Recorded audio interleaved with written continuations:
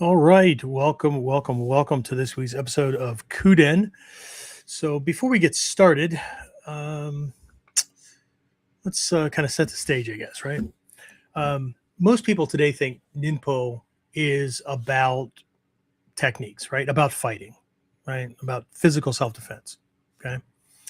Um, but also, and there's a smaller group and whatnot that hasn't completely I don't know shifted away from things, right? So for that group, it's that and stealth, tricks, maybe even some historical curiosity, right? But during this episode, we're stepping into something deeper. You have to pardon my voice. It's that time of year, and I've got allergies, so I'll try not to have this thing break too much. Anyway, we're going to go into something deeper because what I was taught about Ninjutsu, about Ninpo, from the early beginning of the art here in the West, right, wasn't about fighting, although that was what attracted people at first. Okay? I'll give you that, right? What I was taught was that the greatest ninja skill isn't disappearing from sight or, that literal, the puff of smoke thing. No, it wasn't that literal disappearing from sight, right? It's becoming invisible in perception, right? It's becoming invisible in the mind and eyes of those who could or want to do you harm, right? And when that happens, conflict doesn't disappear because you avoided it. Okay? It disappears because it never formed. And I know, right? There's still those folks out there that think this is backward ninja, double talk, BS, whatever, right? Well, if that's hopefully that's not you, but if it is you, right? And you plan to listen in, this is the year, right? We're focusing on KUDEN stuff, Jonin-level training, that kind of thing. But if not, there's always the back button. There's always the crazy cat videos. Anyway, so this episode sits inside of an important window. And that window it's the Lunar New Year, right? Which began last Tuesday, right? Some people call it the Chinese New Year, Asian New Year. It's based on the lunar cycles, right? So across many Asian cultures, this isn't just celebration, right? This time of year is what we might call a recalibration, right? Because it's not just a day. It's not like on the Gregorian or the Western calendar, right? There's like a 12-day, give or take, in the culture or whatever, right? But about a 12-day thing. There can even be more. There can be like 10 or 12 days leading up to the start of, and then, whatever, right? But it's a recalibration, right? Seen very, very differently, right? Homes are cleaned, debts are addressed, right? Old patterns, old habits are released. I think that's the closest in similarity to New Year's resolutions. Although people, we've talked about this. We talked about this for the New Year's episode, right? How folks approach New Year's resolutions through the willpower to do things that it's not the way they would normally do things, right? They omit addressing those things that get in the way, right? But either way, right? Old patterns are released. Food and offerings are prepared. Sometimes they're taken to friends or families' homes. Sometimes they're taken to grave sites. Sometimes they're taken to Buddhist or Shinto altars, right?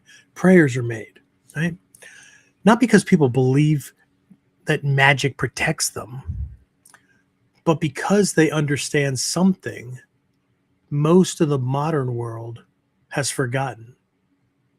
And that's this: preparation is psychological before it's practical, before it's physical. Okay? And this connects directly to the Togakure region, right? Home of our oldest ninja lineage, the Togakure school, right? So we'll talk about this and more when we get started. But again, things are not always as cut and dry and easy and as clear as they might seem, right? So we're going to take a deeper look, higher look, however you want to address it or you want to think about it, right? But we'll do that as soon as we get back and get officially started. So, the big question is this. How are self-defense and success-minded people like us, concerned citizens worried about protecting ourselves, our loved ones, and the things we care about from the monsters we know exist in the world? How do we train in a way that gives us the skills, knowledge, and understanding we need without becoming paranoid fighters or killers ourselves, and yet still allows us to be the hero protector the world needs us to be? That's the question, and this podcast will give you the answers. My name is Jeffrey Miller, and welcome to KUDEN Radio. Real training for real people in a real world. All right, so I'm going to just jump into things, but if we can get somebody to give us a sound check for those of you listening audio only, which would be days or weeks from when we actually record this live. We've got a bunch of folks on with us live, but give us a little sound check because we've had some audio issues and tech issues here recently. We want to make sure that things are going well, but I've got a lot, so I'm just going to jump in and then I'll check back with everyone. Okay, so again, when people think of ninja, right, those who don't roll their eyes and get them stuck in their head, right, they imagine individuals, right, fighters, right, in black clothing, operating in secret, or taking on a slew of armed attackers with blinding powder, throwing stars, and a sword, right? Or they imagine these guys climbing up walls and using tricky gadgets and that kind of stuff, right? But here's something I alluded to during the New Year's, the Western New Year's episode a couple of weeks ago, right? For the Togakure Ryu, right? For that lineage, right? Togakure wasn't a costume. Okay? Togakure was and is a region. In today's world, the modern world is called Togakushi, right? But it's the same place, right? It's a region. It's a community. It's a way of living. Okay? It was then, and still is now. Right? Living there, right? Farmers, innkeepers, guides, shrine caretakers, you name it, right? Craftsmen, families. Right? It's quiet, unassuming, right? These folks serving others, blending into life itself. What does this have to do with the Lunar New Year? Well, we'll get to that. But first, who's on, James? Who's checked in?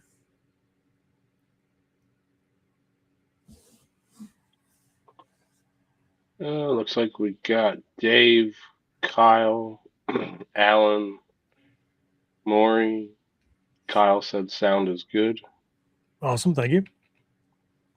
Thank you. Thank you very much.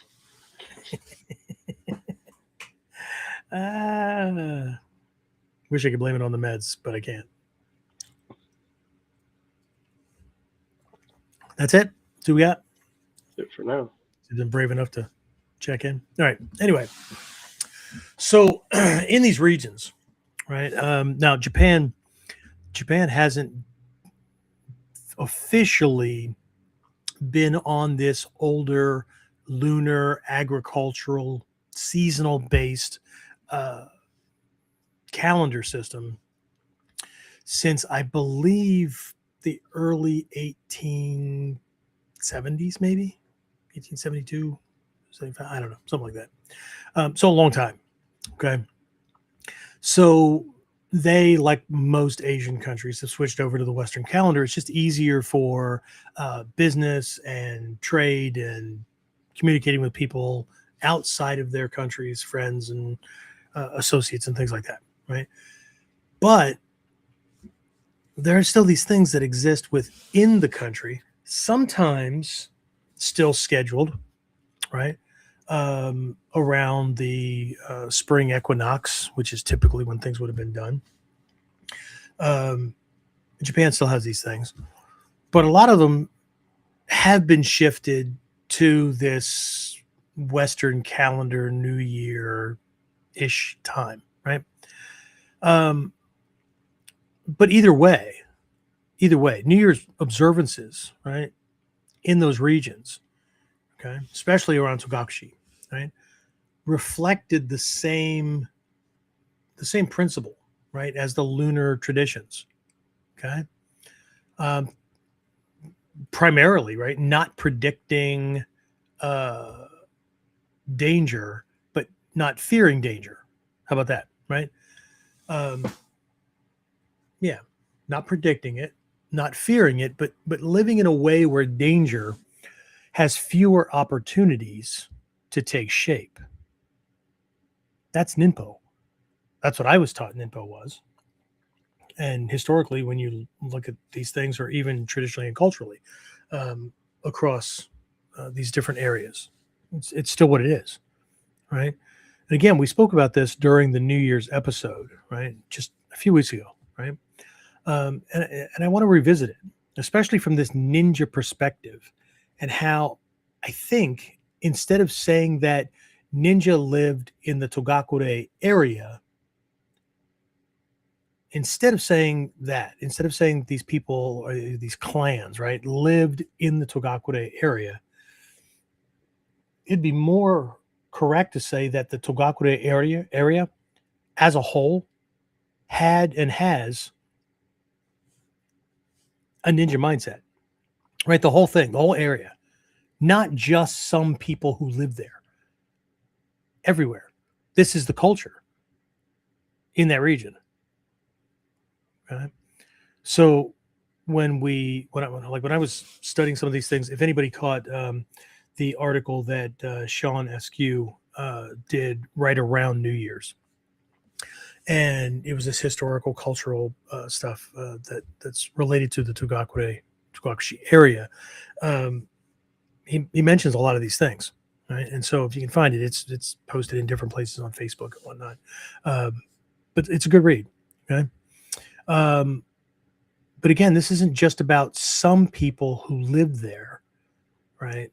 These secret ninja clans who had certain ideology, right? Had certain goals, had certain types of mentality, right? Certain ways of thinking about things. What I found is it's knit into the entire region. Okay, so take that for what it what it might sound like, right? Um, but some of these things, right? They can be seen in the prayers and the focus of festivities, right, around this time of year, right? In fact, when we look at New Year's traditions in the Togakure region, and this is above Nagano, so if you got a map of Japan or whatever, it can be difficult to see Togakure. It's a mountain in just a long mountain chain, right? But it is northwest of Nagano, okay, where the Winter Olympics were held a bunch of years ago. Right? Either way, right? When we look at the traditions for this region, it's easy to misunderstand what was or might be happening there. Okay. We hear words like prayers, petitions, seasonal rituals, those kind of things, right?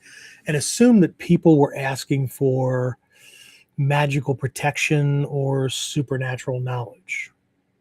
And that's certainly one way to view it, right? But the deeper purpose of all of this, right, was far more practical. Okay. These rituals reflected a mindset of living ahead of danger rather than reacting to it. Okay.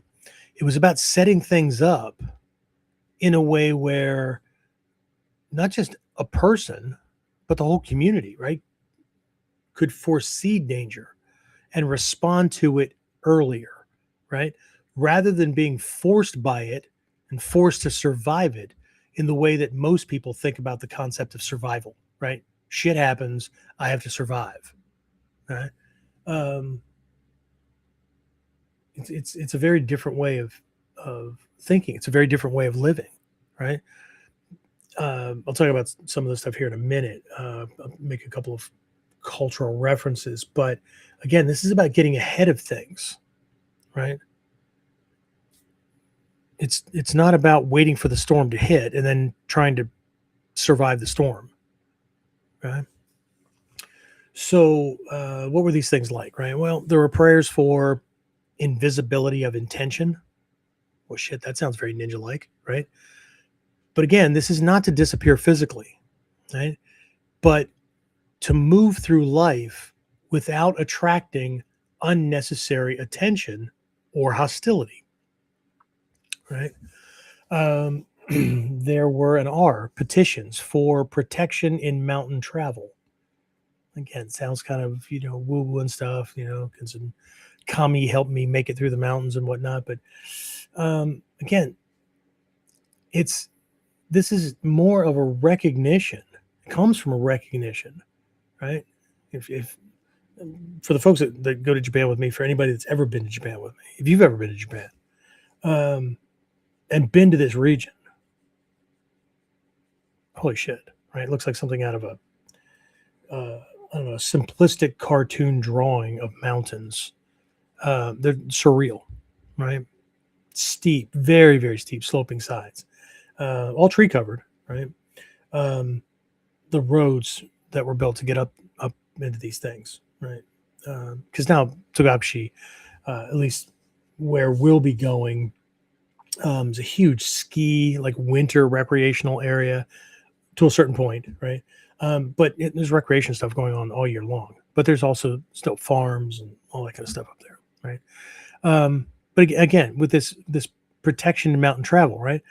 There's this recognition that terrain, weather, and timing could be far more dangerous than any enemy who was trying to conquer the region, right?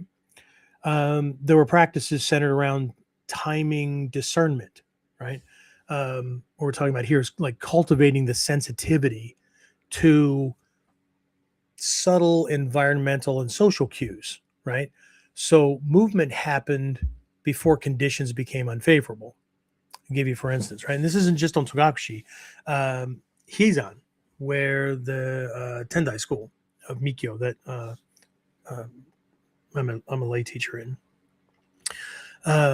There's a certain time of year that the priests and monks and temple attendants and whatnot that are managing the temples on Heizan, right, come down the mountain, either all the way down to Kyoto proper, or one of the regions around this thing, right, or at least half to 3/4 of the way down, where there is an like a retreat or a smaller temple that is where they will operate from during the winter months. And they come down like in October, because through the winter months, there's a shit ton of snow. How much snow is a shit ton, Sensei? Well,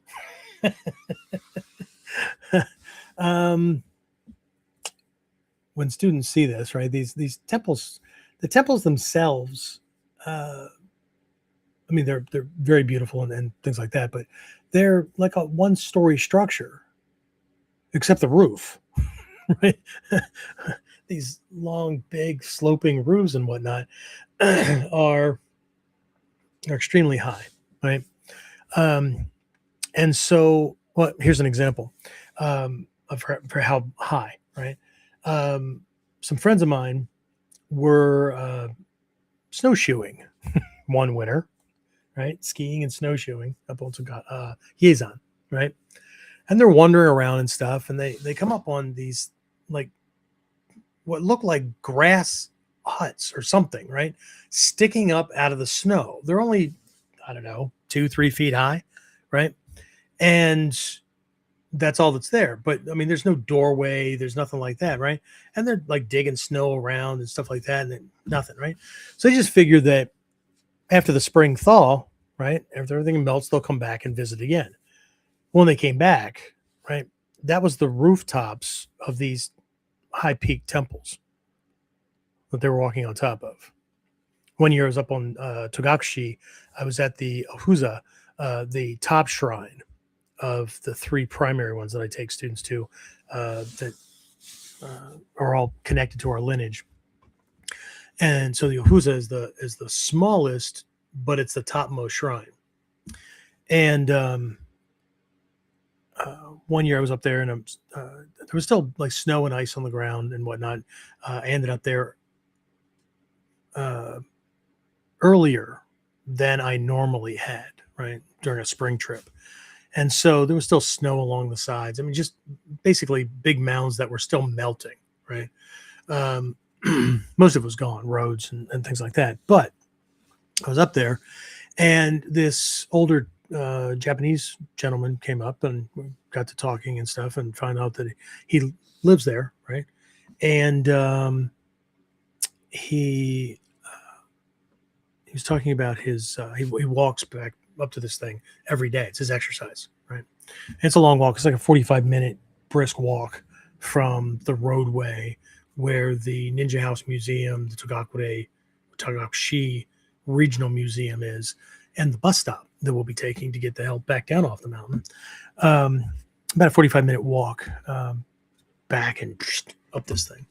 And so we were just kind of chatting and whatnot. And he said it was so low snowfall that year. I said, "Oh, really? What do you mean by low snowfall?" He said, my brother will snowshoe it, right? I don't snowshoe it. I go visit family. But he will snowshoe it up. That's his exercise. And he said in the middle of winter, he walked up to this thing and he poked a stick down where the shrine is supposed to be, right? And tapped the pinnacle of the roof of the shrine, okay? Which is, I don't know, a story and a half off the ground, right? And a low snowfall. So we're talking what? That's 25, 30, give or take feet up, maybe. I don't know. And anyway, jabbed down through this thing to find the temple, find the apex of the shrine roof. And it was under 6 feet of snow. So, so what we're talking about here is cultivating a sensitivity, right, to these subtle environmental cues and whatnot, right? To move, to batten down the hatches, to do what's necessary, whatever, right? Before the storm hits, okay? Before conditions become unfavorable, okay? There were also, there's, ritual meditation and things like that, but there are these appeals to forestall calamity, so to speak, right? Not as wishful thinking, not as, chase the storm out to sea, God, or, whatever prayers people use, right? Not as wishful thinking, but as reminders to identify risk early enough that crisis, that state, that type of crisis induced survival mode never needed to form, right? So the common thread across all of these practices is simple, right? Seeing danger before it appears, moving before events crystallize. And that, more than any technique, but it's also embedded in the techniques, right? But more than any technique, captures the spirit of Ninpo as it was and as it is lived in regions like Togakure. Right. So again, just my per episode reminder, right? If these episodes are helpful, don't forget, like, share, and watch or listen all the way through to the end, right? This gets the algorithms on the platforms programmed and geared up and whatnot to like us, right? And to show this to more serious students. Okay. Anyway, that being said, quick question. Who's been to Japan for training? Who's already been there? Okay. And if you have been there, who's been to Togakure? Who's been to Togakure Mountain, Togakure-yama? Who's been to the birthplace of the Togakure Ninja? Anybody? James, I'm counting on you to be my eyes. I'm not been stung every time I bring up that chat. Some jackwagon hijacks things. Nobody's answered yet. When I ask after May, some people better Let's split. see. Who's Two going of to the Japan? ones on. What's that? I said 2 of them on should be able to answer you after May. At least, yeah. Trin's probably working unless she's on and hiding in the background. So, all right. Well, I don't know if that answers my question or not. Okay. So let's look at a huge misunderstanding within Ninpo, within Ninjutsu. And that's this concept of invisibility, right? We'll call it the misunderstood meaning of or behind invisibility, right?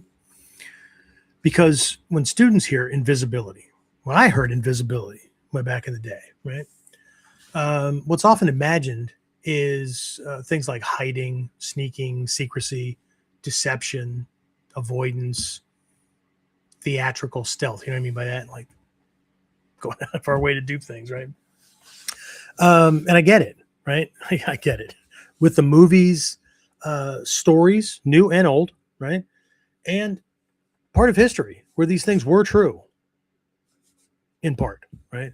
But how many know that many of the tools and such that we have in this art, especially things like Mitsubishi, right? The blinding powder, right? How many know that these were actually created as expedients, right? As makeshift replacements for very, very, very high level skills that are actually documented in the scrolls, right? These things were created as expedients during the Warring States period, times around like that, right? Like the Battle of Iguanodon and just all across the country, right? Where there was such a need for ninja operatives that they were pushed out of training before they could develop these full extent, the full extent of these skills, right? That are outlined in the scrolls, right? Because in the scrolls, there's the techniques for invisibility and clouding the minds of others and those kind of things, right? They're not throwing smoke bombs. They're not merely simple distraction techniques, but they take a long time to develop. Okay, but this is no different. Anybody's ever been in the military, right? This is very, very much like military basic training, right? The military needs soldiers, sailors, airmen, whatever, right? Marines, can't let the Marines out. I know Alan's already scooching his chair. Anyway, so much like basic training, right? We're there 6 weeks, 8 weeks, whatever it is, right? Just long enough to get the basic skills. More time, it's even less, right? Get the basic skills to be able to last long enough. Often that's just a few minutes when you hit combat. True story, right? When I was, let's say I can't say I got out of basic training because I was in a one station unit training unit when I went through basic training. What that means is for a lot of folks, basic training, basic soldiering, right? Shooting and marching and yes sir, no sir, that kind of stuff, right? Takes place at one place where they beat the crap out of you and vet out the wussies and the punks and the ones who don't work well with others, that kind of thing, right? And then you go to in the Army, at least when I was in, it was called AIT, Advanced Individual Training. What that was your job training, right? So I was a military policeman, so it was going to cop school, right? There was still, lots of marching and all that kind of stuff, but instead of cleaning weapons all the time and going to the range and shoot, and at least not that kind, right? Then it was, doing cop stuff, radio procedures and reports and that kind of stuff, right? And so, but anyway, as a part of military police operations, Again, at least when I was in. I can't speak to anything today because they don't even have the same MOS number. We had field operations. And so mounting this field operation, and we had Jeeps back then. We didn't have Humvees. So as a part of every Jeep, M151A2, still remember the nomenclature, right? There's this big pedestal that stands up, and then this rack gets placed on top of it that an M60 machine gun gets mounted into, okay? So then every Jeep has a driver, commander, and gunner, okay? And I was positioned as the gunner for this field training exercise, okay? And one of the nifty little pieces of information that I learned back then was that when contact was made with the enemy and a firefight began, the guy with the M60 machine gun had the greatest amount of firepower, but his life expectancy was 8 seconds. That's what I mean, right? Trained to last just long enough. Then you get a couple of rounds off in a few minutes and hopefully thin out the bad guys hurt a little bit before you are a memory in your family's lives. Anyway, so, but again, right? A lot of these things, right? Like blinding powder specifically, were created as expedients to make up for these young recruits not having the time to develop a lot of these really high level cool things. And I'll hint at some of those during this episode. Okay. One of those things is invisibility. Okay. And I get it. Stealth and whatnot. A lot of those things had to be done. Okay. But invisibility in Ninpo means something far more powerful. Okay. It means being unremarkable. I'll come back and visit that here in a minute. It means being unpredictable. It means being partially understood, not completely understood. It means being independent or not worthy of attention. It means shaping perception. It means operating beyond accurate prediction. That means somebody has to guess to deal with you. Okay? Invisibility isn't about disappearing visually. Okay? Like I said, and this comes straight from the scrolls, right? This is exactly how it's expressed in the scrolls. It's about becoming invisible in the eyes of the enemy. Okay? And that means they see you, but they can't model you. They can't map out your habits and things like that, right? They observe you, but they can't predict you, right? They engage you and they engage with you, but they can't safely plan against you, right? That's very different from the movies we've grown up on. But then what I've come to find is that real ninjutsu wouldn't make for good movies. Okay. So before I talk about an interesting segment of the population that I was taught to study to understand part of this concept of invisibility. Any questions? Any comments up to this point? Anybody else check in, James? Dave said he was there in Japan. Never got to Togakure, but has been to Koyasan. Oh, cool. Awesome. Koyasan's another one of those big frickin' mountains. Like the difference, though, between Hiezan, where Tendaishu is, and Koyasan, where Shingon is, I'm sure you know this. On top of Hiezan, huge temple complex. There's, I think, a research center there, at least on the main road that the bus I take to get up there. I think there's a hotel or two, but outside the temple complex, right? But you're way above Kyoto, right? So, and then like at night, the temple complex is locked up, and there are no more buses off the mountain. So, as a matter of fact, one of my guys almost got stuck up there, jumped on the wrong bus and almost got stuck. That would have been uncomfortable.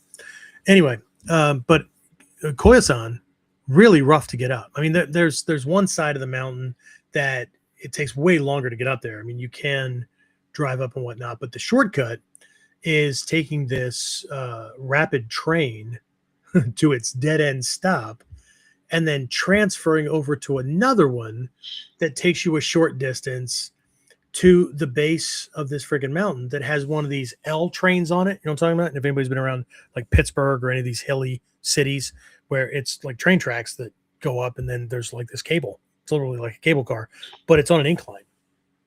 And it pulls you up. It takes half an hour or so to get you up there. The view is breathtaking. The condition of the rope, maybe not so much. Anyway, maybe they changed it since I was up there last. But up on top, right, in among all the temples and all that kind of stuff, right, is a bustling community, schools, all kinds of shit, right? So anyway, really cool. So yeah, cool. Again, this is one of those things that that like anybody that goes with me to Japan, everything is training, right? I'm teaching everywhere we go. Doesn't matter if it's a temple, doesn't matter if it's a castle, whatever. We're constantly butting up against or literally touching our history, our lineage. And to be honest, I mean, so I get it. People go, they train, you know, whatever, right? That's their thing. But the body needs a break every once in a while.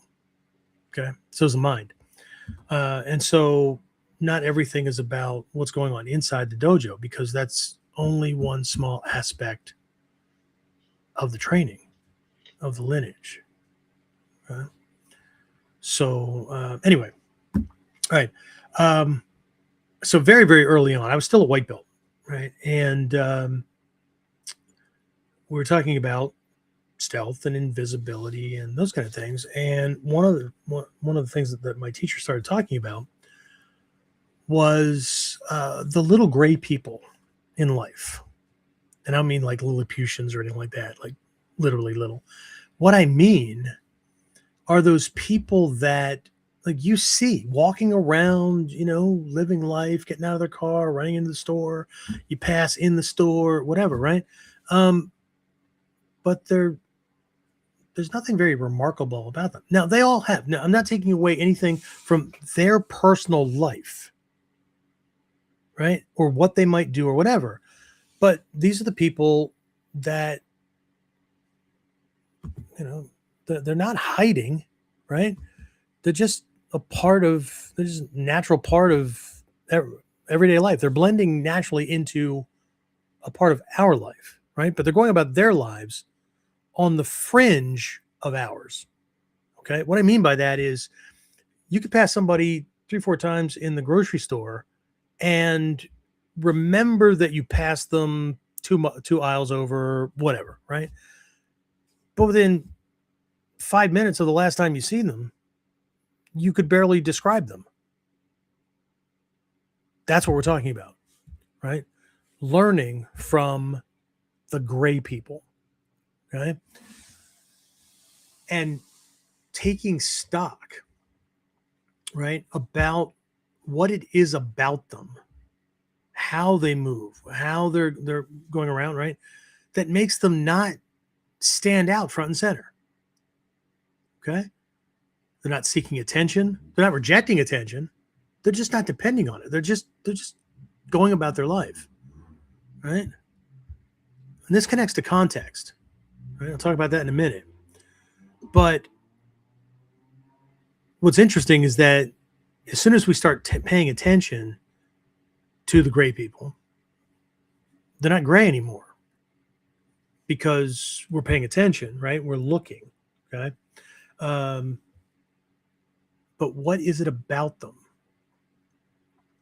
that makes them easily forgettable. And again, this is not a judgment about those people as individuals. I'm sure they have very, very deep and nuanced lives, regardless of financial status, job, whatever. They've got a group of friends they hang out with. They've got hobbies and interests and favorite TV shows and all that kind of stuff. But they're barely noticed. If our life was a movie, right, and we were speaking Hollywood speak, they would be called background artists, right? They're getting paid to show up for a day and walk through a set, walk down the sidewalk, hand in hand if they're supposed to be a couple, or checking their watch as they walk past the camera, or whatever. But they're just filler. We see them. They just don't register enough to retain them. That's part of invisibility. That's part of invisibility training, to be able to become that thing. Okay. So in my own community, right, I'm known. Okay. Teacher, martial arts teacher, consultant. I've been around, opened my first school after getting out of the military here in 1989. Where were some of you in 1989? Anyway, so I've been helping the community, fundraise, all kinds of stuff, right? So local invisibility for me is different, right? It's not absolute, right? It's contextual. I'll explain what I mean, okay? But first, like when I tell my students, when we're talking about invisibility and disappearing into a crowd, and I'm addressing some of these lessons, I'll give them certain ideas, certain techniques, or suggestions, and then I'll follow it with, I can't do that. I personally can't do that around here because I'm recognized, and so all of that leads back to the school, and then will ultimately affect my students, the reputation of the art, Hatsumi Sensei, the other master teachers, my family, those kind of things, right? And it could be where somebody's threatening to mug me or whatever, and I feign a heart attack, or I scream like a little girl, and run off, whatever, right? These things that would startle somebody and make them shit, right? And look for somebody else, right? Well, I can't do that because people have a certain expectation about the school, the art, the teacher, that kind of thing, right? I'm going to come back to the contextual because, again, like I said, it's not absolute, right? But in this context, a lot of those suggestions that I give to students for escaping from, right, a violent situation, or distraction, dissuasion techniques, those kind of things, right, I can't use here. On vacation, visiting relatives, traveling, narrative resets. Just another face in the crowd. Okay. And so we could say that gray identity returns effortlessly. I don't know, right? Because it took more work than to just recognize that we're all gray people in some people's lives. Some more than others, some less than others. I'll talk about that in a minute too, in relationship to between here and Japan. This is something that I'll be covering, it and things like it. Because as a part of my trips, there are classes that students must attend who are going, so as to not come across like an everyday Western tourist, right? And that is both inside and outside the Bujinkan. Okay. So anyway, the idea here is that I can blend in, right? I can be one of the gray people, right? I can be another easily forgotten face in a sea of faces. Okay. but without an intentional understanding and knowing, right, about how to do that, right, in that culture, in that region, within that family, within that group, right, being able to create a baseline, right, understand cultural nuances, right, that kind of thing here and in other places, right, without being able to do that, I can think I'm doing it, but I may stand out a little bit more than I think I am. Okay. And here's an example of this. For a long time, this was me, right? But it wasn't until I got the perspective and the general consensus of Japanese people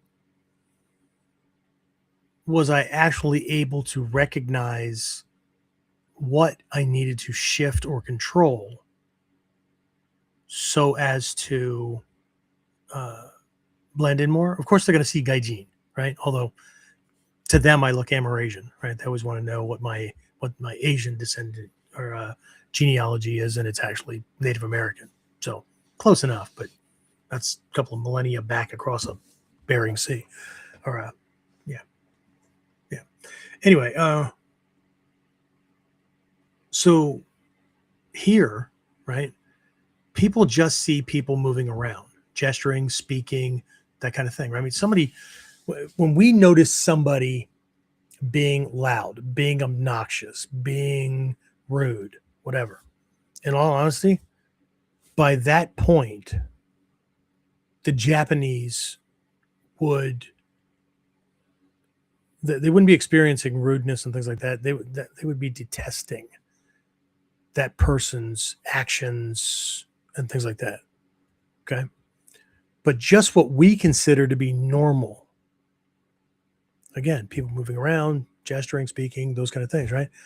In Japan, Western tourists being normal for us are seen as loud, are seen as taking up a lot of space. It doesn't matter if they're sitting, walking, speaking, whatever. Contrasted against like the way the Japanese do it, right? And loud, you could not even be speaking. Okay. This comes down to things like how far the legs are apart, all this extra arm swing and animated gesturing and things. It just comes across as just really big and overt, right? And sometimes it can be seen as a lack of awareness of not only one's surroundings, but how one is affecting their surroundings. Okay. Now, I can go in the opposite direction and I can mirror the Japanese approach too well. And now I stand out again because they don't expect a gaijin to do that. Now, when I take my folks to Japan, because we want to err on the side of respect and respectfulness, right, I do want them to stand out because in many cases, we'll be going to places where there will be a lot of gaijin. And so I want them to be pleasantly surprised and not have another reason to roll eyes. See what I did there? Anyway, right? So again, contrasting this loud, taking up a lot of space, whatever. The Japanese, right? The gestures are small, right? They're more compact and compressed, right? This way, right? In front. Their facial expressions may get high, that kind of thing, right? But when they sit down on a train or a bus, public transportation, right?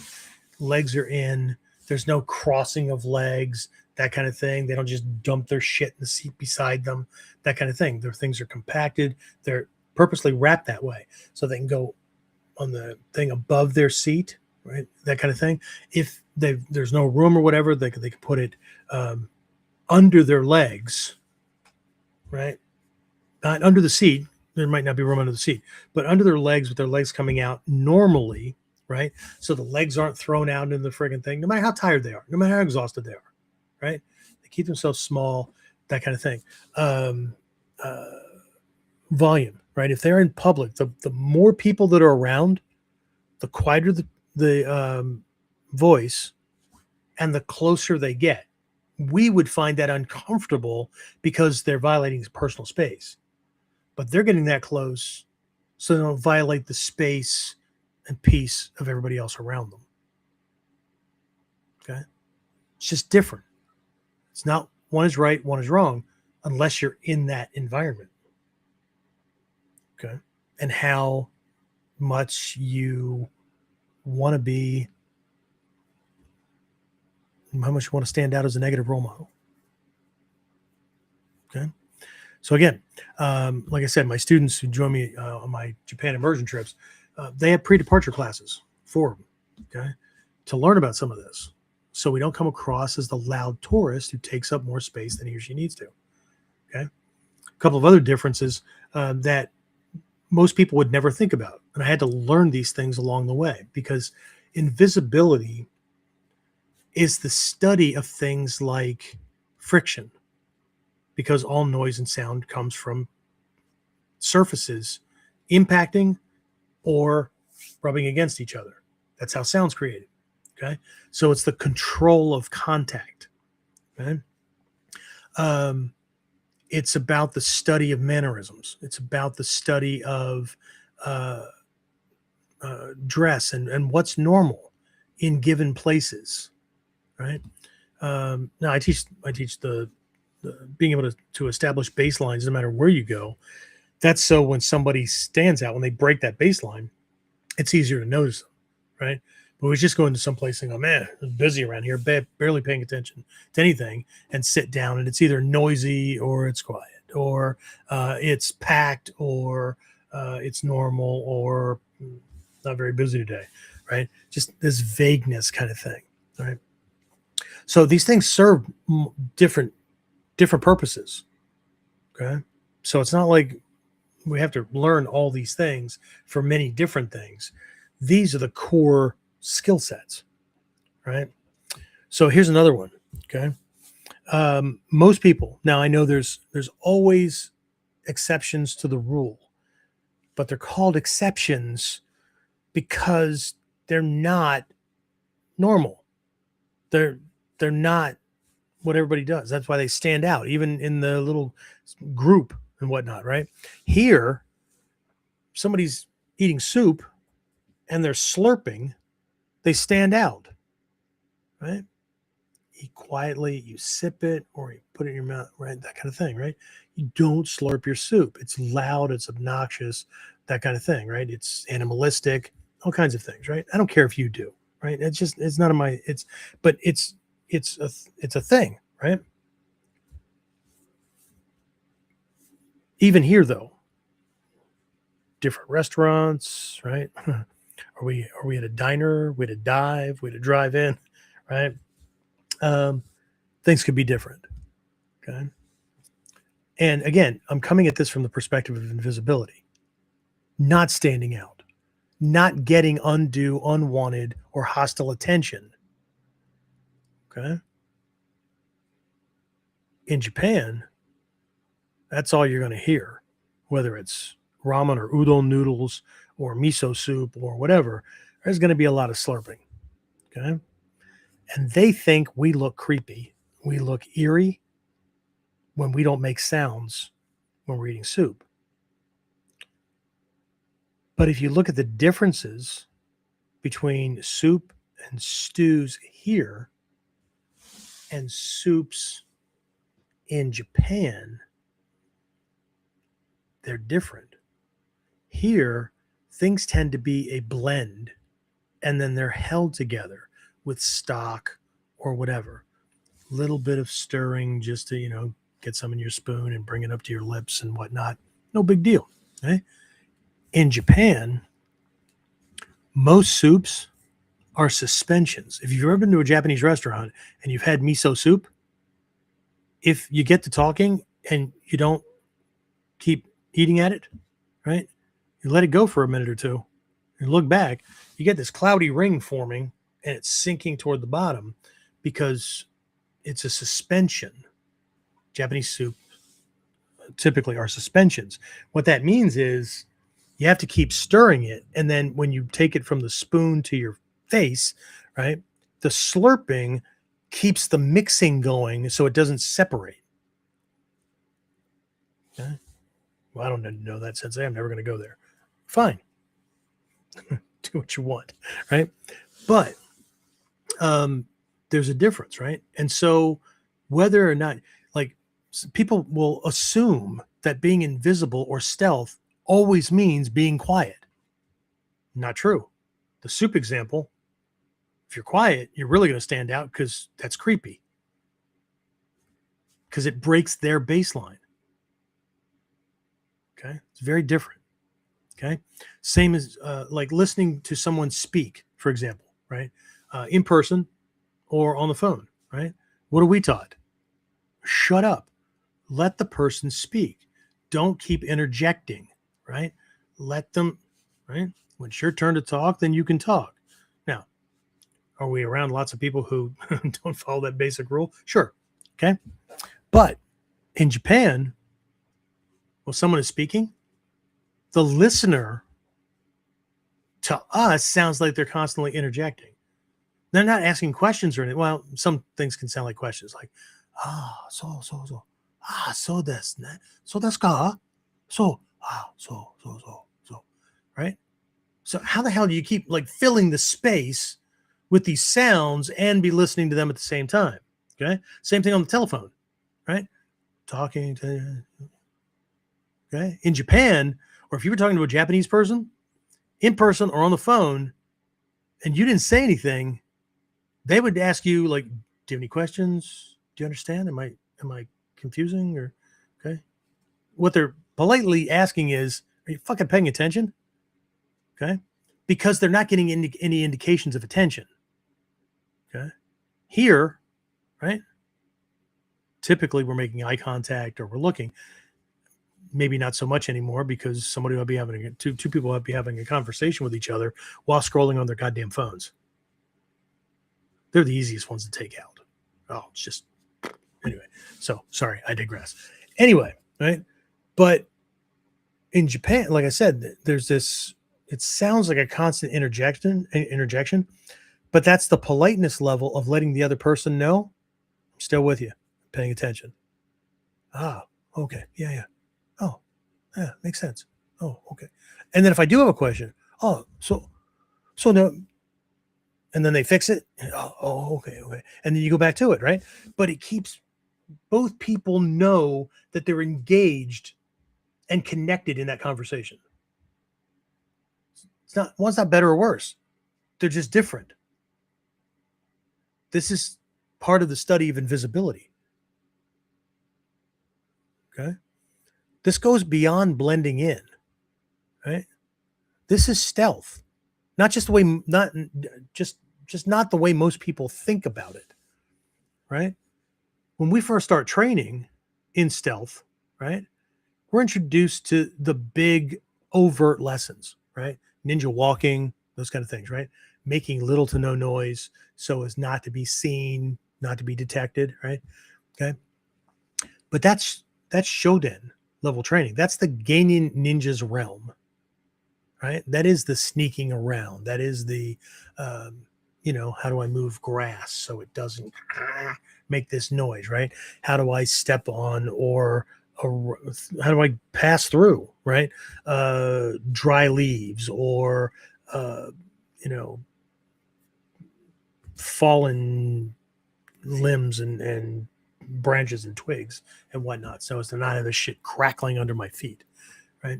And then what is normal? What is natural? Even with things like that, right? Not the class for this, but that's the Genin ninja's realm.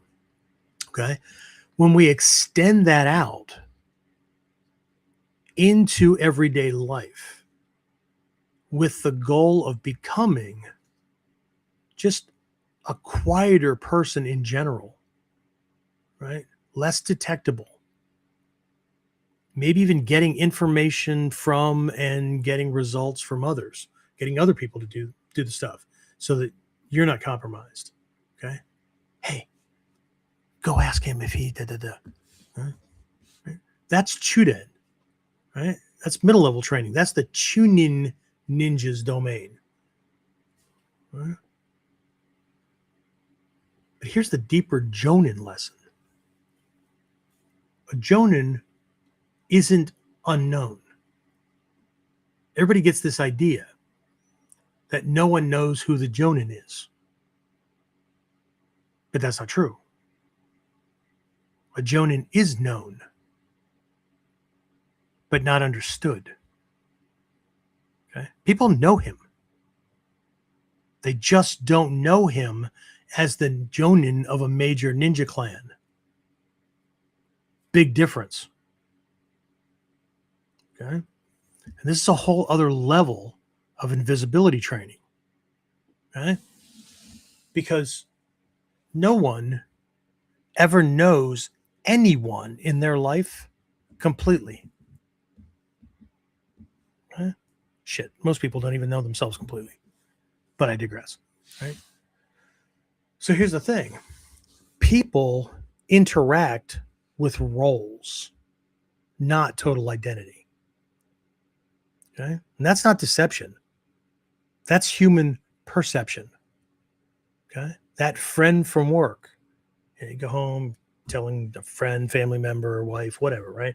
About this, Bob and who's Bob? Bob. Oh, Bob's the guy I work with. Okay. Okay. It was like, is he married? I don't know. I think maybe, right? Well, what's he like to do? You guys hang out? You get a beer? No. We're just friends from work. Interesting. Okay. But normal, natural. Okay. So at the Jonin level, the Jonin understands that people only ever know parts of us. That our lives, our personality, the roles we play, right? The Jonin knows that we are multifaceted and not one thing. We have a work, life, role, personality. We have a home, role, personality, sense of self, right? We have one when we're alone in the dark, right? Or, what I mean, just being by ourselves, not having to worry about judgment or anything like that, right? So this is another level, okay? And that's what I meant about the context about me being invisible in my community. Okay? Hatsumi Sensei being still invisible in Nodashi. Well, it's impossible. I thought it was impossible for decades, right? Because, he's internationally known. Yeah? In what circles? Who cares? We do. But just like me, he was just a neighbor to other people that didn't know what he did. Or they were just the martial arts guy. Or the martial arts guy that wrote a couple of books. So different people know us at different levels and layers, right? So next door neighbor, right? I'm the neighbor. It's nice to their kids. They think I do. They think I teach martial arts. Something, right? Whatever, right? The one couple across the street that just moved a while ago, they moved to Florida. His health needed it. But she's just got her citizenship. They got married in the 80s, I think. He and I were stationed in Germany. Didn't know each other then. So she was a German national. Now she's an American. But they knew some of what I did. We got invited to like house parties that they threw at different times of the year, Christmas party, that kind of thing, right? But we had more of a connection through shared military experience, just because we had been in the same places close to the same time, not because we're in the same units or did the same job, right? But again, just different facets, right? And this is the thing. Mikyo students need to come to grips with this as well, because this is a whole, everything I'm talking about right now is a Taizokai mandala thing. Okay. We are all multifaceted. We're not one thing. But a lot of people, they want to be high-level ninja, right? But they would absolutely struggle with this. Right? It's not because they can't learn the skills. It's because there's something else going on that would get in the way of them being able to properly apply the skills. Okay? And that's because they need to be known. They need validation. They need to be awarded or rewarded. They need to be recognized, right? They need to be known as the guy or the girl that whooped whoever's ass, right? They need to be known completely as something, as somebody. But a ninja at this level takes comfort in part of themselves, right? Part of their lives, not being known. Okay? This is power. This is what part of that prayers and petitions and things in the Togakure region mean when we're talking about the concealment of intent. You're known at a certain level. After that, what you're about, it's not shared out loud. It's not shared in the open. Huh? Understand? Questions? Comments? Anything, James? Did I put him to sleep again? Jimmy dropped by, said Kumbamwa. Right back at you. Komawa. Ogi desu ka? Genki desu ne? Okage-sama de. No? Okay. Start a conversation. That's it? That's it. Oh, shit. Do you have anything? Any questions, comments? You've been to like different camps and stuff, and we've worked like stealth things, and or just with working some of the stuff into the taijutsu, which I'm going to cover some of during Whiteboard Wednesday. How do you do that in person when you're in contact with somebody? Anything? No? Nope, nothing yet. Okay. All right, no worries. Okay, so let's talk about battlefield control as opposed to technique thinking. Okay? Because it's one thing to be invisible, right? I just coming out of the last section,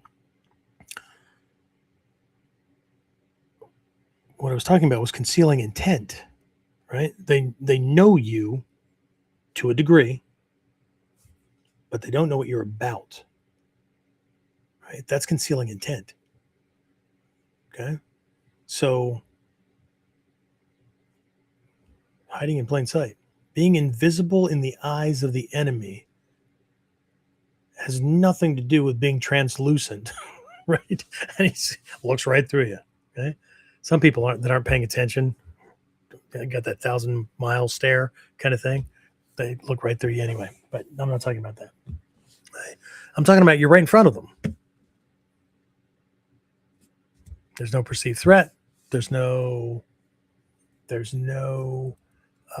important information that if they wanted to undermine you or whatever, they can't grab a hold of it. Okay. But here's the thing. Students often focus on the attack, right? And that's not wrong. Okay. That's Shoden level training. Okay. When we're doing Shoden level training, whether it's the kata or just training at that level, right? The focus is on the attack and then how we move relative to that attack to neutralize it open things up, return with something of our own without compromising ourselves, that kind of thing. But it's very overt. But where's our attention? Our attention's on the attack. So what I'm looking at here is this is mindset. This is perspective. This is perception, right? So they focus on attack, right? And then they transition to perhaps focus on tactics and counters. Okay. So now, right, it's how do I manipulate things once we come into contact so I can control him into the ground or whatever, right? Okay. But any martial art does those. This is not uniquely Ninpo. It's not uniquely Ninjutsu. Okay. But people keep throwing the word around, right? I study Ninjutsu. I do Budo Taijutsu. They don't go together. I mean, kind of. Ninpo Taijutsu is based on Budo Taijutsu, but it's not the same thing. Okay, that's like saying Ninpo Taijutsu and Ninjutsu, right? Well, same difference. No, it isn't. Okay, Ninpo Taijutsu is a part of Ninjutsu. There's a shit ton of things in Ninjutsu that are not a part of Ninpo Taijutsu. They're not the same. Okay? It works inclusivity. It works in one direction only. Okay, so Ninpo emphasizes the battlefield itself. Now, I'm not talking about the KUDEN level stuff where we're in an alley, we're in between parked cars, tactics, counters, those kind of things, where we're taking into account the environment, trip hazards, those kind of things. No. No, it goes way beyond that. Okay. It starts there, but it goes way beyond that. Okay. This is Okuden, right? Not advanced, not secret, not whatever, right? It's paying attention to things that most people don't understand influence their choices. Okay. It's invisible by nature. They have no idea that when they make choices, they made choices or made a choice from the options they perceived to have at that moment. But they hold on to it like it was divinely ordained. Okay. So again, Okuden is focusing on the battlefield itself. Let me go beyond that as well. Okay. So hold on to your ninja jumpsuit. Anyway, so Ninpo doesn't emphasize, it's not emphasizing paying attention to the strike, right? Not the strike, not the technique, not the tactical maneuvering around the battlefield. Ninpo emphasizes the environment in which choices are formed, not the selection, the options that one perceives to have in the moment. Okay. This is not the same as somebody saying, look, pick option A, B, or C, pick one. Okay. Ninpo doesn't say, here are your only choices. Right?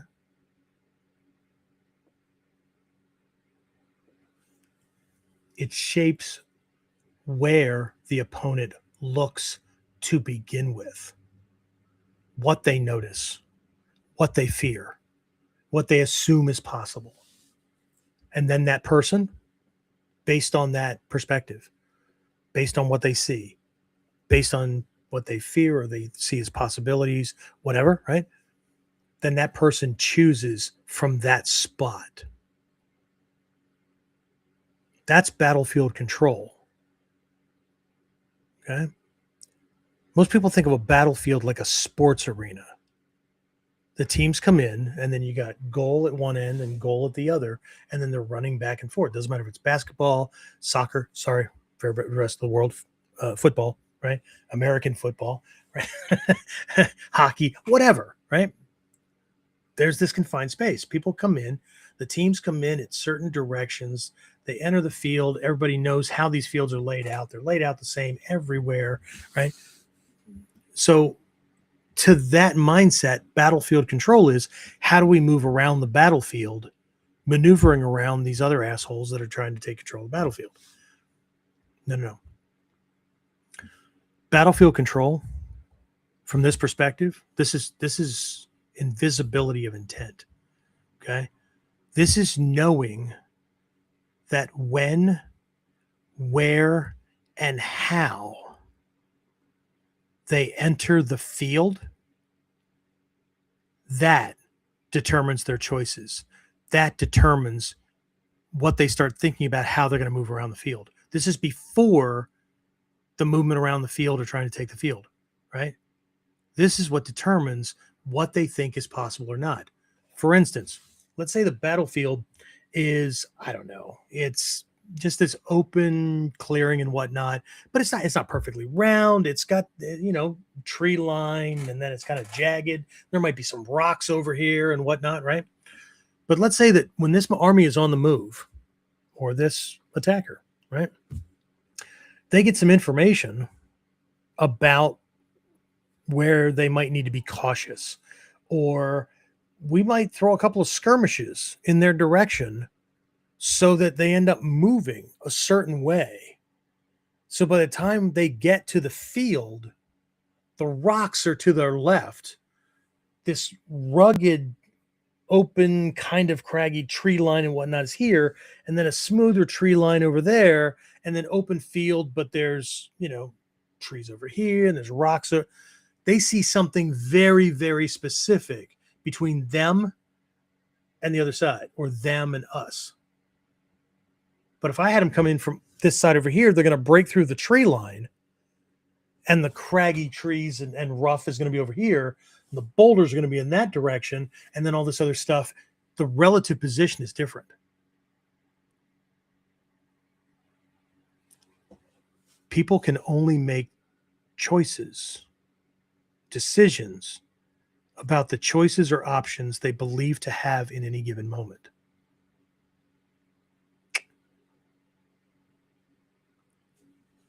When you are controlling the shape and the conditions of the battlefield that they then have to choose from and around,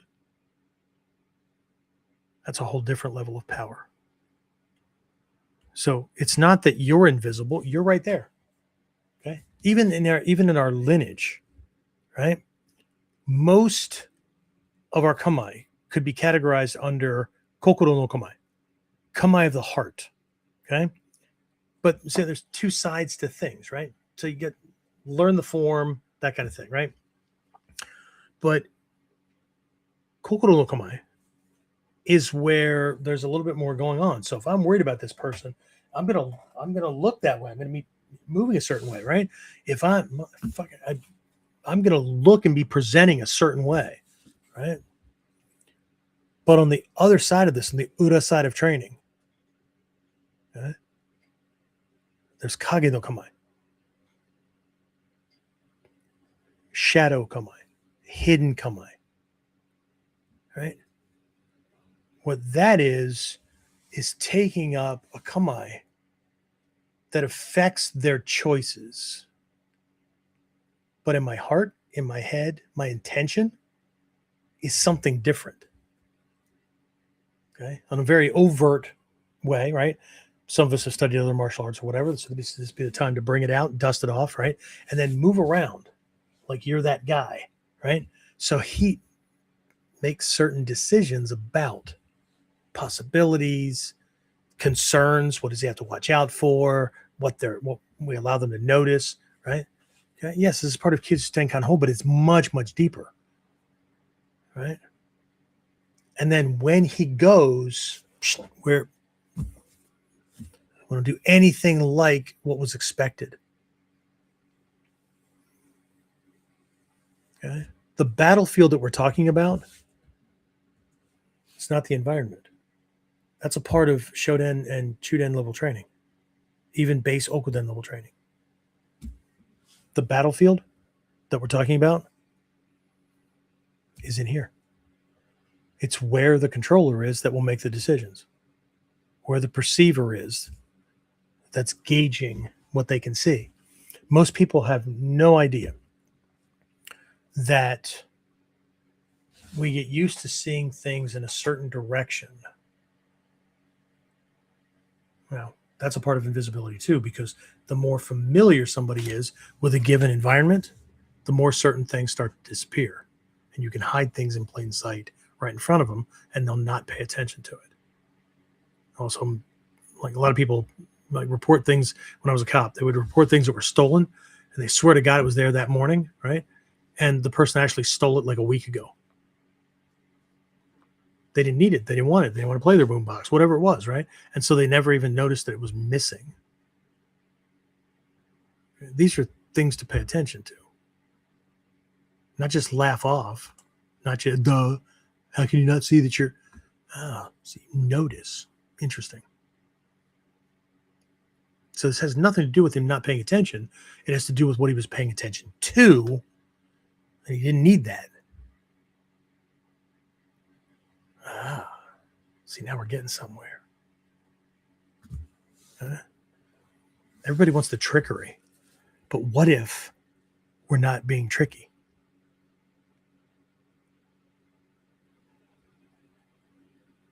Well, shit, that's a whole different story. Okay? I'm going to move into the next part. Okay? Because this principle shows up everywhere. Okay? In grappling. And I hate that term when it comes to taijutsu, because my contention is that we don't grapple. There's no grappling in Ninpo taijutsu. Wait a minute. Like, we come to grips and... No.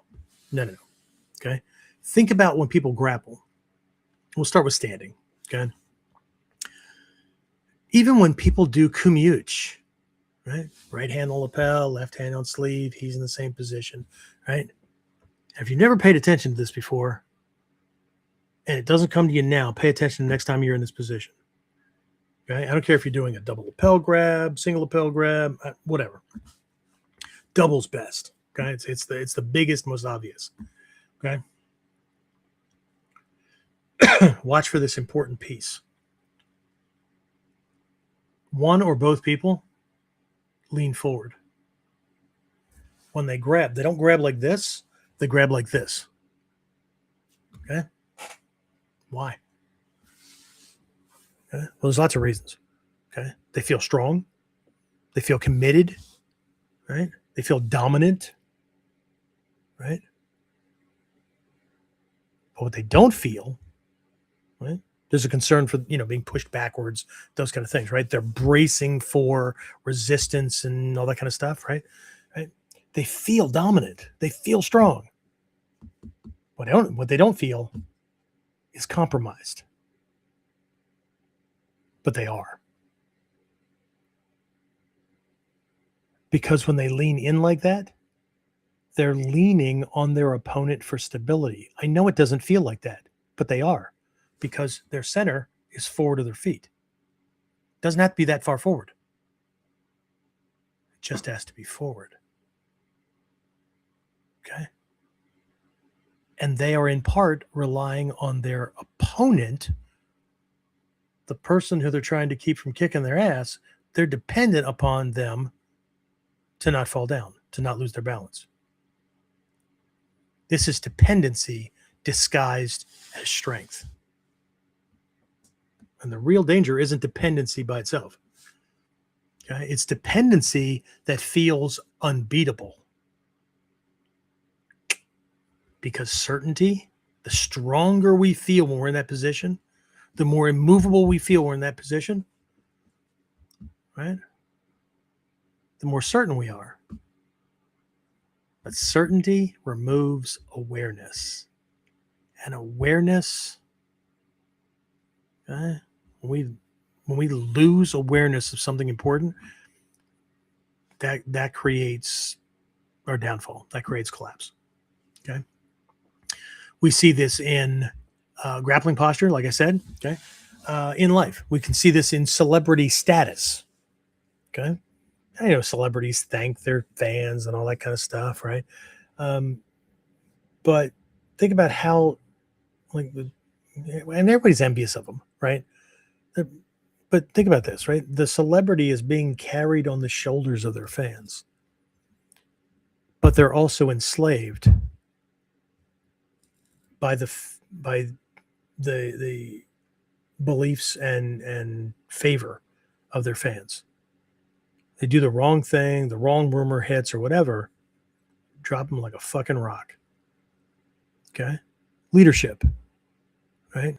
Like CEOs in companies and stuff like that. I'll talk about this more in a bit, but these illusions of power, untouchability, right?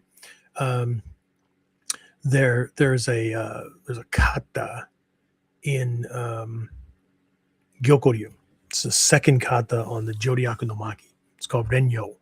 Okay, Renyo means like heavenly chariot, heavenly palanquin. If you know what a palanquin is, it's one of these boxes with these big poles on it and stuff. And basically, slave labor carries this thing, right? They're your locomotion. Okay, and in many places, Japan, China, the royalty that's riding in this palanquin, right? The shades are drawn, right? That these material or whatever is down, right? Because, well, they're protecting their pale skin from the sunlight and all that kind of stuff, from the dirt of the road, right? But it's also to keep the eyes of the peasants off of them. They don't have to look at the shit in the world, right?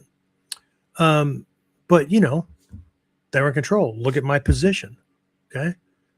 Being carried by these peons, okay?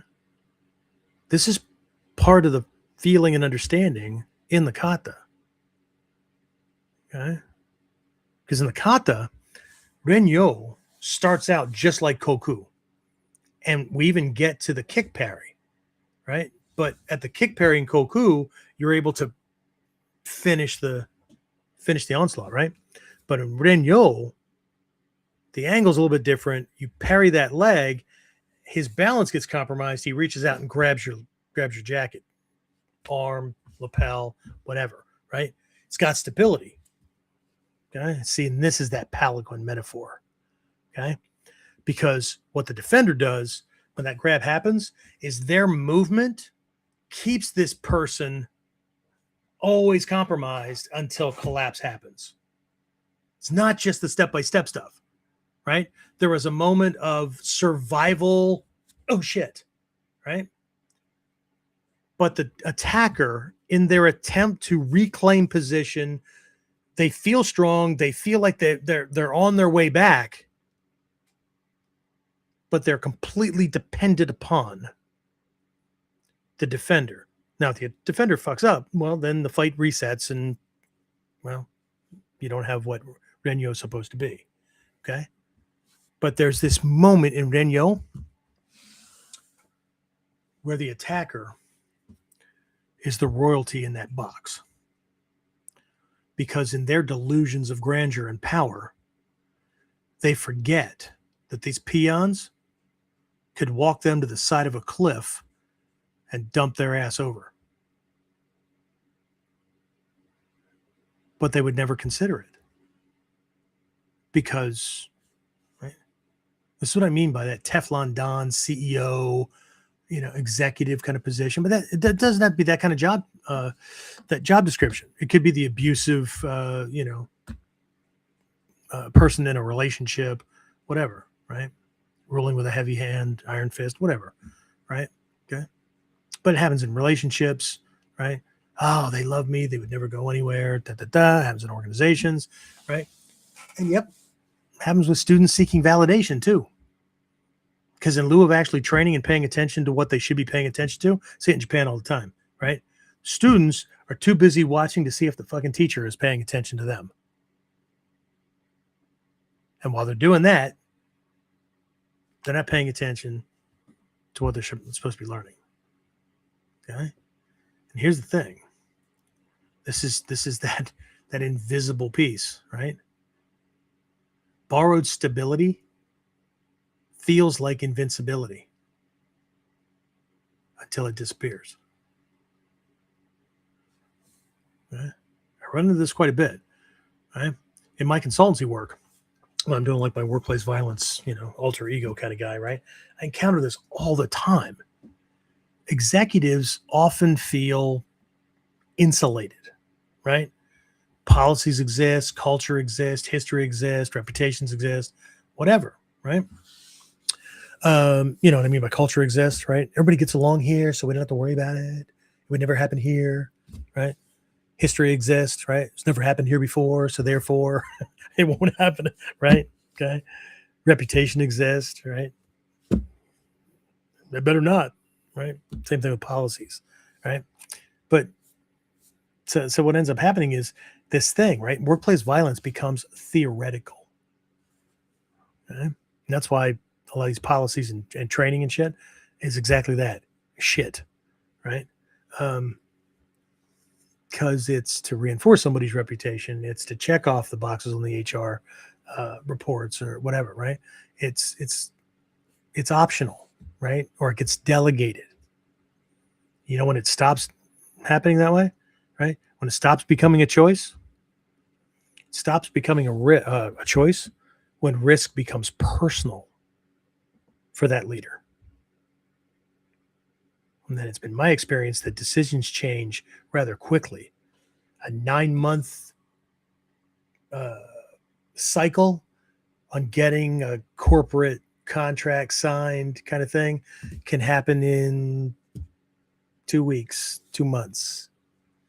Okay. But as long as that leader thinks they're putting in something that may or may not protect line workers,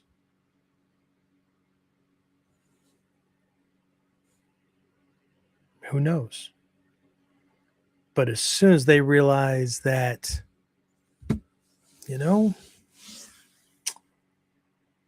there are people that don't give a shit about your policy. They do today, but the moment they're having that anger management moment, and they don't care about what you think you're going to do to them afterwards or who you think you are or whatever, yeah, that's going to change.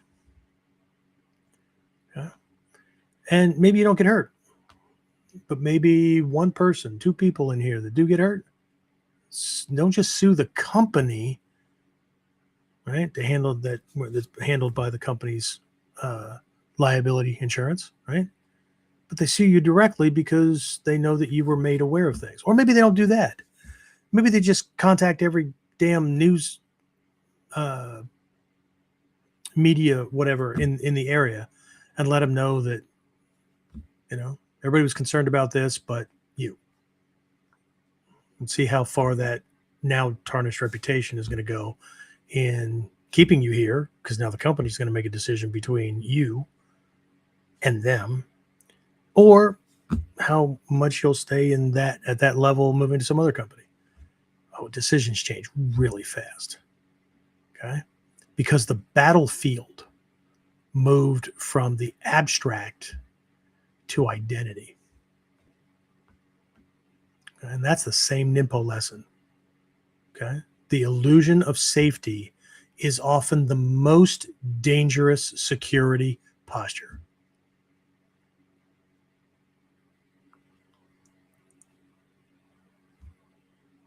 Trade out executive level leadership for level of black belt, for how many black belts one has, for how many fights we have won in the past.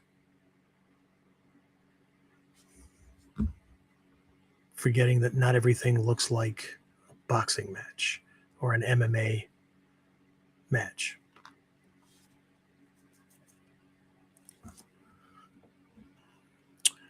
So before I talk about everyday invincibility here, start to wrap this thing up. James, questions, comments?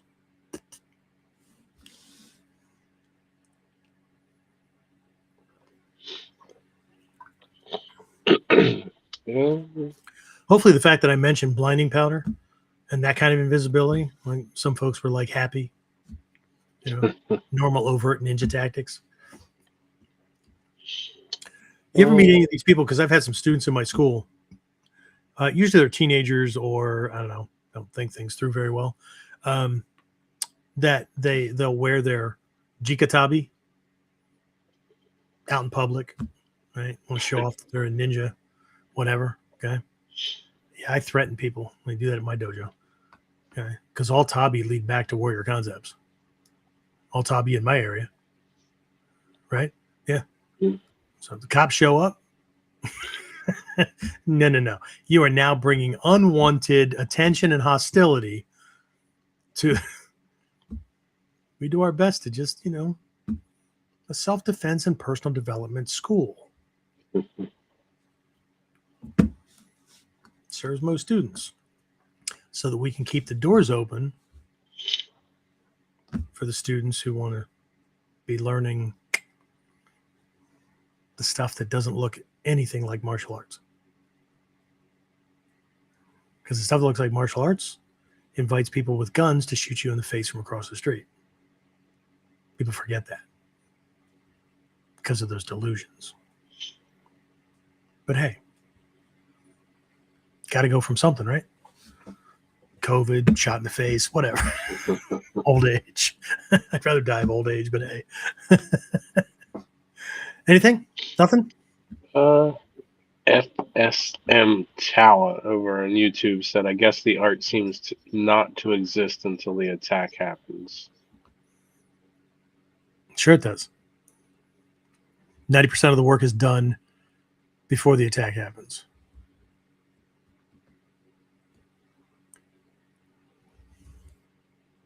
Get into that. Okay, so let's talk about everyday invisibility. Okay? Because invisibility isn't only tactical, it's relational. Okay? Quiet acts of service, consistency, predictability without an agenda, unremarkable behavior. Okay? Like if, and I do, this is not an if, right? Helping with the housework, small gestures, right? I'll get my wife her favorite cookies or some flowers or whatever as just cause gifts. It's not sucking up, nothing like that, right? It's, I love you, whatever, okay?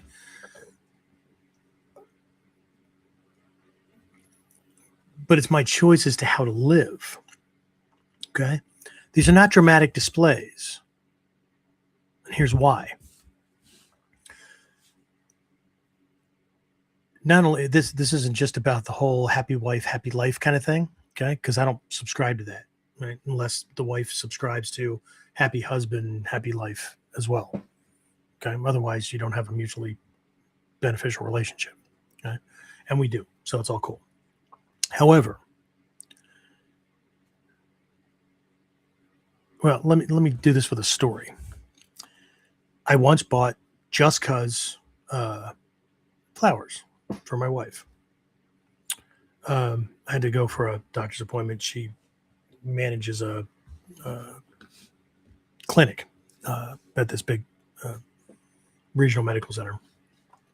And so I was going to be there anyway, right? So I was picking up something at the store, and there were these bundled flowers. I'm like, shit, she'd like those, right?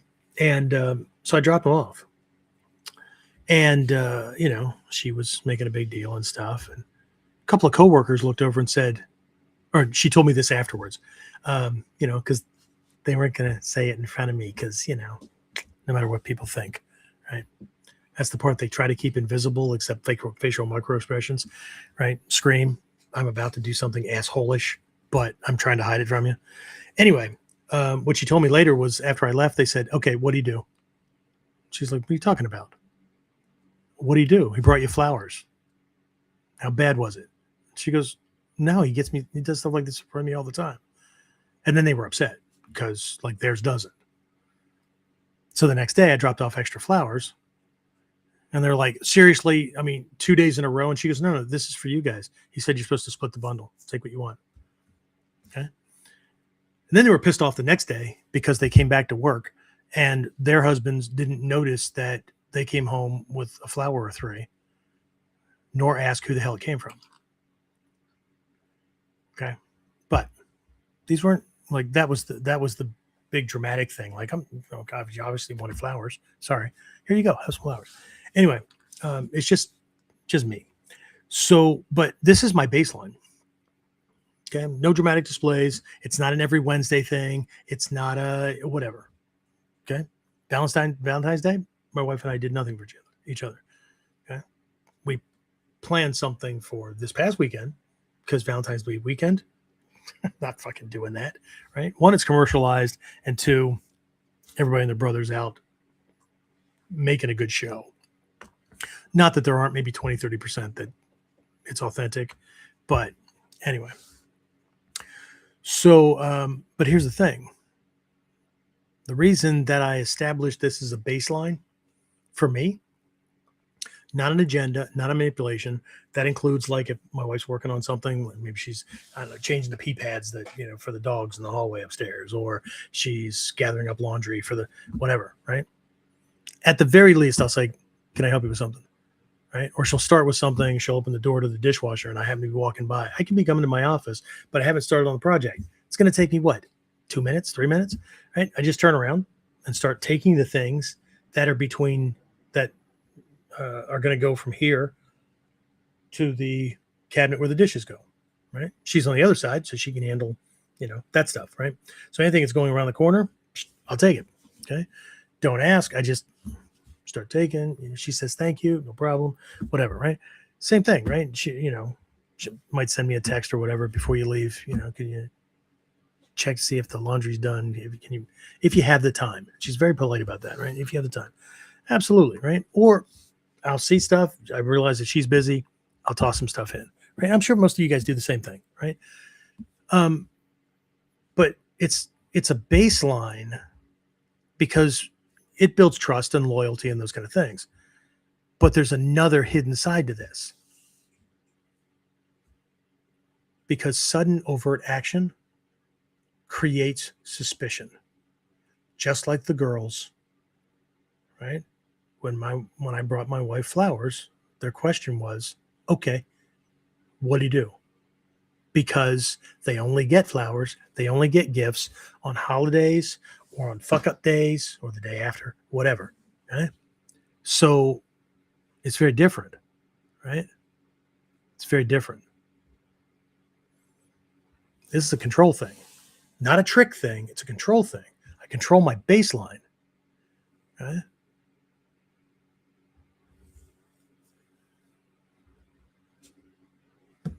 Not just because sudden overt action creates suspicion, but because quiet normalcy creates trust. And trust creates influence. Visibility creates resistance. When you make a big show of something, it's accepted, but if that happens to get into a routine, normalcy creates influence. Okay. Let's jump back over to the Togakure view. There's an old lesson in the school. If a ninja has to draw a sword, he's already lost. This goes to the comment that came in a little bit earlier. I don't know who they are. It's okay. This is not about you. This is the way most people think because they're coming at it from a fighter mentality, a martial arts equals fighting kind of thing. Okay. And that is the art doesn't exist until the attack comes. In Ninpo, that's backwards. Okay. In Ninjutsu, if a ninja has to draw a sword, he's already lost. Okay.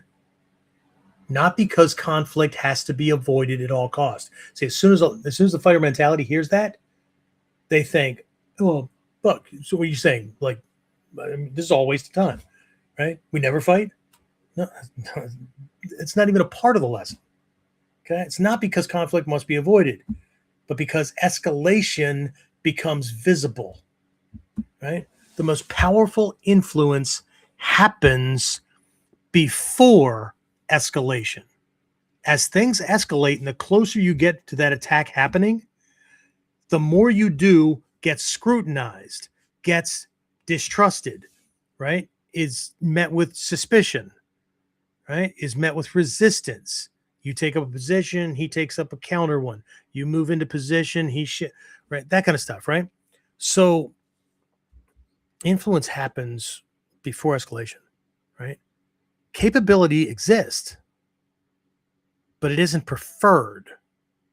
Okay, this is like the movie hero, right? Have you ever seen one of these movies or TV shows or whatever where this hero is like, he's already said, like, I don't like guns, right? Somebody tries to give him a gun or whatever, I don't like guns, right? And then he's forced into a thing, right, where he not only like disarms one of the bad guys, takes his gun, but then empties this and shoots all these people, right? And this person that he told earlier, he goes, I thought you said you didn't like guns. And he goes, I don't like guns. I never said I couldn't use them. That's where we are in Ninpo. That's Ninpo restraint. Right? We don't want to have to use them, but the less influence we have over conditions, the more we're going to have to use them, and the more we risk bad things happening. Because no matter how good you are, somebody can shoot you from across the street. Somebody can poison your food. They just have to know where your favorite takeout place is. Okay? We're all easy to kill.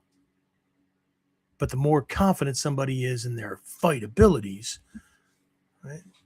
Define those fight abilities.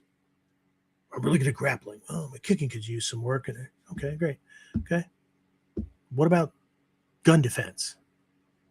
What about defending yourself in the front seat of your car?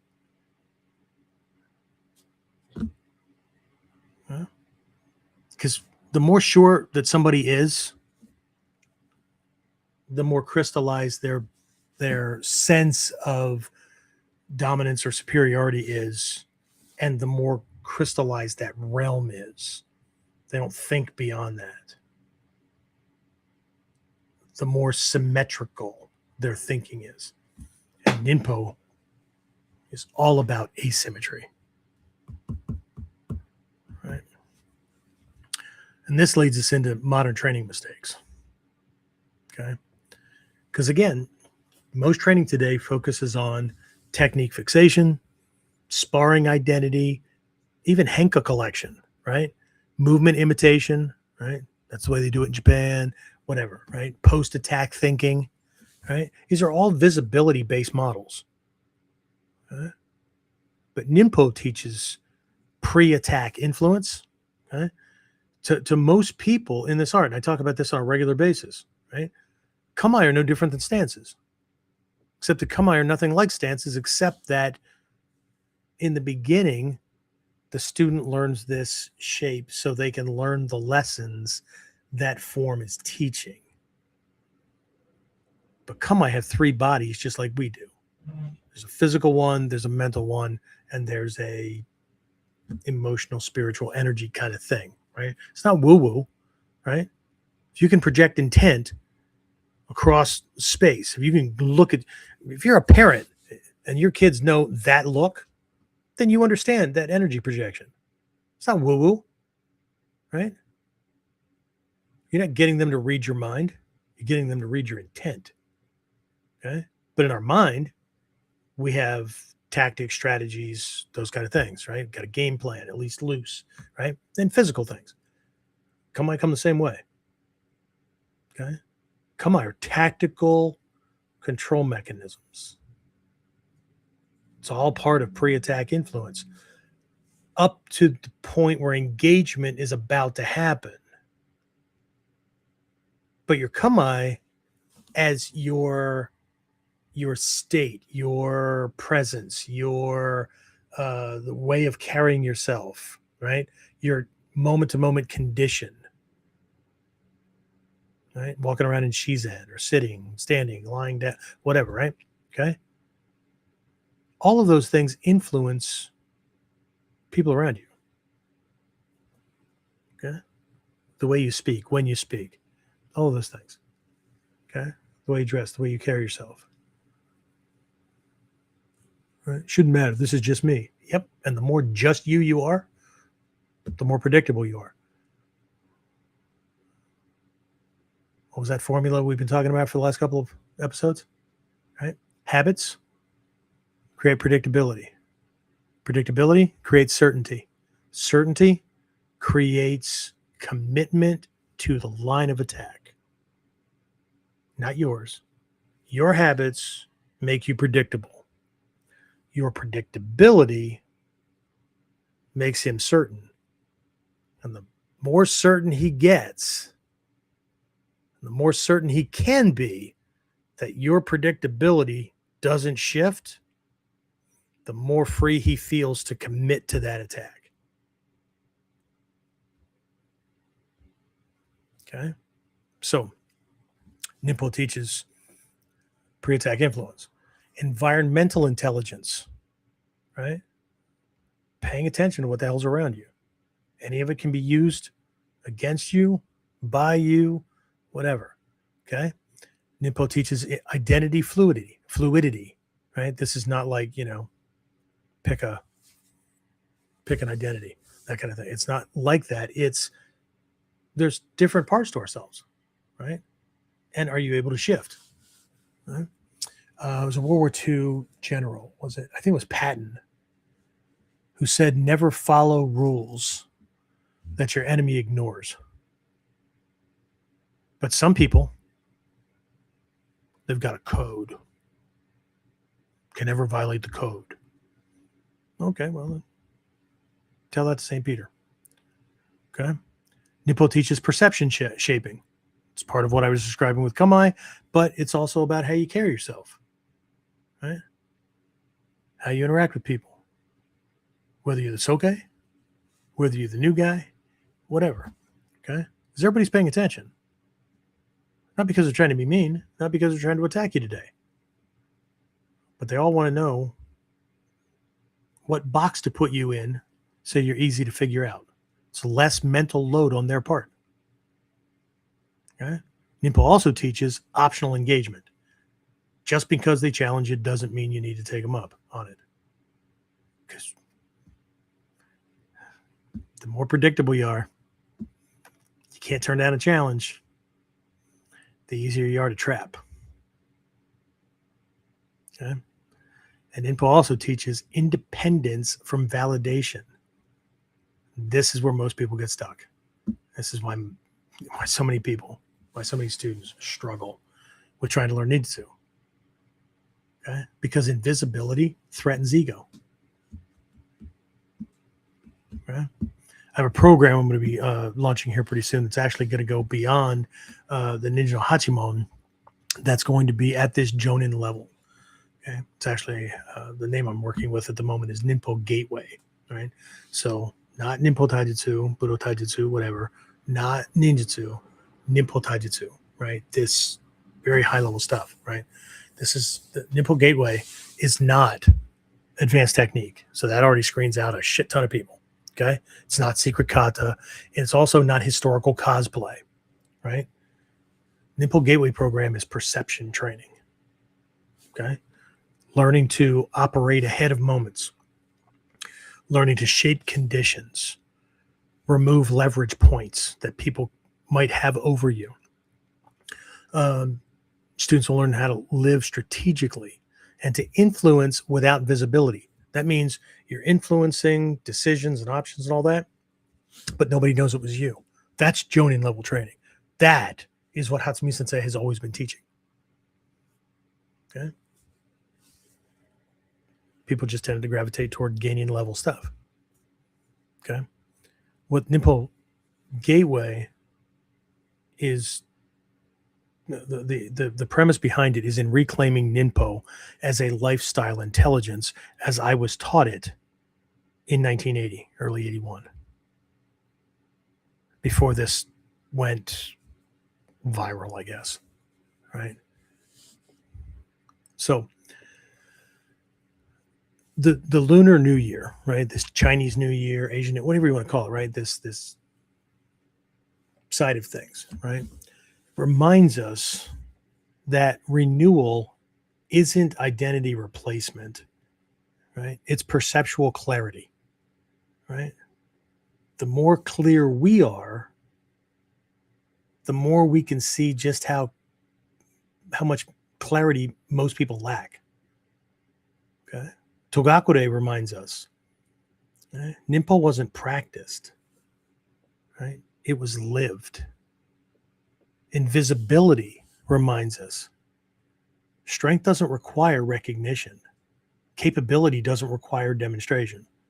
Control doesn't require conflict, right? And the ancient lesson still holds, right? Being invisible in the eyes of the enemy doesn't mean that they can't see you. It means that their plans are built on assumptions, not reality, right? So as this Lunar New Year begins, right, the question isn't how will you fight better? It's how will you live in a way where conflict has fewer opportunities to form in your kingdom, in your realm, right? How will you live in a way? How will you influence the conditions of your life so that you have less dragons to fight on a daily, weekly, monthly basis? Because in today's world, most of us aren't fighting physical attackers. Not all that often. But that's where everybody tends to gravitate. Meanwhile, there's arguments galore. There's frustration. We're pissed off because of the decisions other people make around us, and we don't feel like we have any freedom or any control of our own goddamn lives. Those kind of things, right? Shit happens all the time. Right? The world's corrupt, they're corrupt, whatever. Right? I don't deny corruption goes on in the world.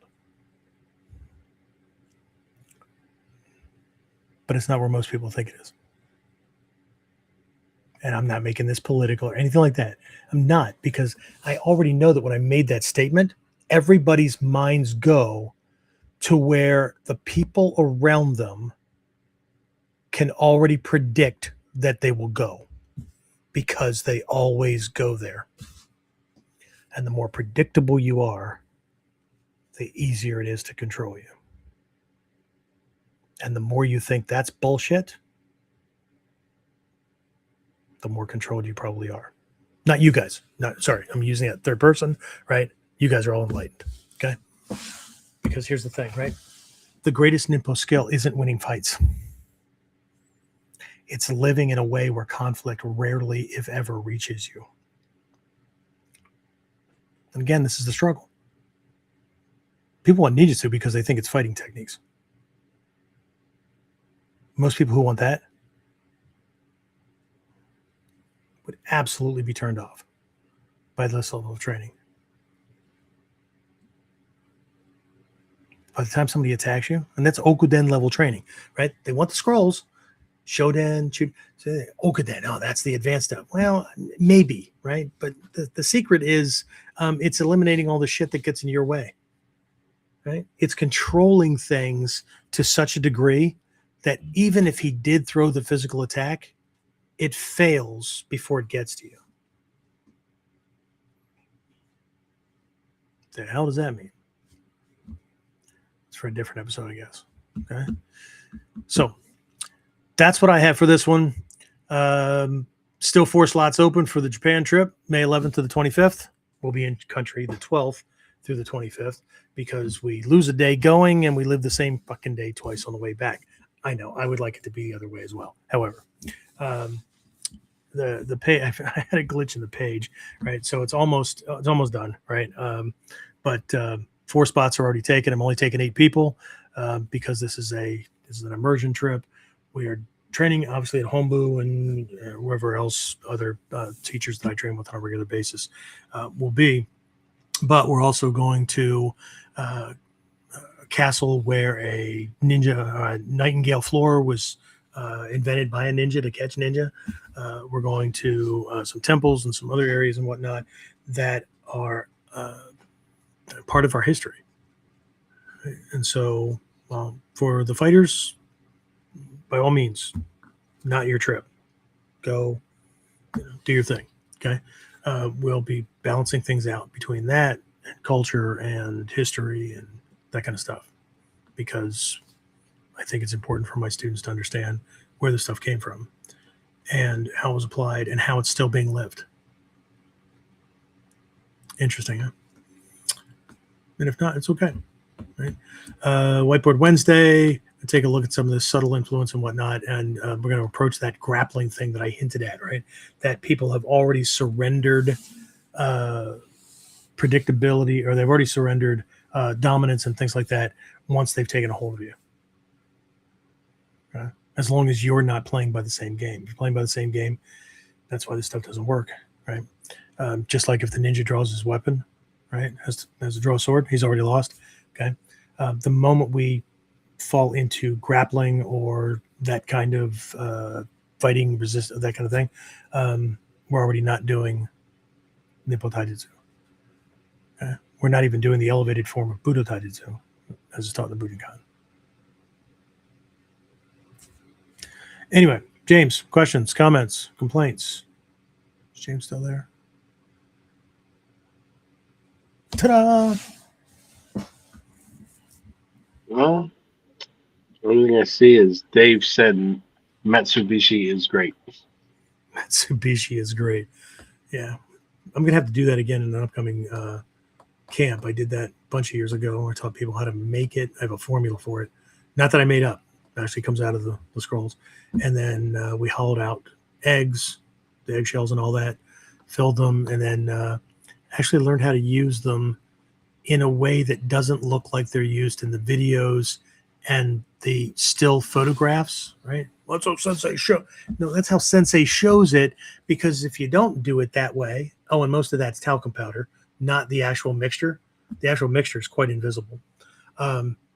If you don't do that, well, the camera can't pick it up. So even ninjutsu is not what most people think it is, because they keep going by perception, right? Anyway, is that it? But you're right. It is cool. It is cool. All right. In that case, I'll go ahead and wrap this up. I will talk to everybody again next time. Be safe. And we'll see you next time on KUDEN. Get more of KUDEN Radio, subscribe through your favorite podcasting site, or join our clan of serious modern warriors at onlineninjaacademy.com.